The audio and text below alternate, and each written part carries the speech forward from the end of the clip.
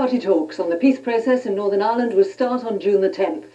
The British and Irish governments say Sinn Féin can only take part if there is an IRA ceasefire. Sinn Féin's Martin McGuinness gives a cautious welcome but says many people remain sceptical. Sandra Gregory gets 25 years for drug smuggling in Thailand. And fears of job losses in Southampton as the Navy builds its new frigates on the Clyde. Good evening. The British and Irish governments have announced a firm date for the start of all-party negotiations on the Northern Ireland peace process. After a summit meeting at Downing Street, John Major and John Bruton said that inclusive talks would begin on June the 10th. In a joint communiqué, both Prime Ministers have agreed that intensive multilateral talks will begin on March the 4th to agree a formula for elections in the province. The elections will then lead to all-party talks on June the 10th. But both Prime Ministers insisted that the IRA ceasefire must be reinstated before Sinn Féin could take part in the talks on June the 10th.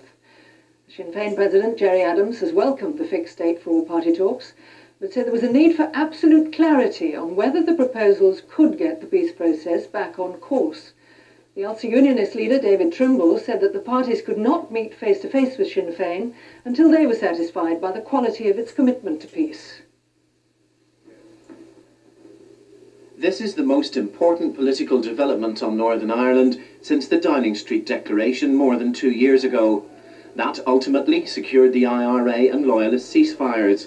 Today is aimed at both restoring that IRA cessation and moving on to the all-round political settlement that all sides agree is the only thing that will secure permanent peace.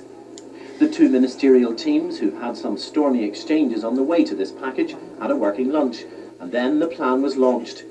There is one principle which looms above all others: the flat and absolute rejection of violence for political ends. There is no place for violence in the peace process or in the negotiations.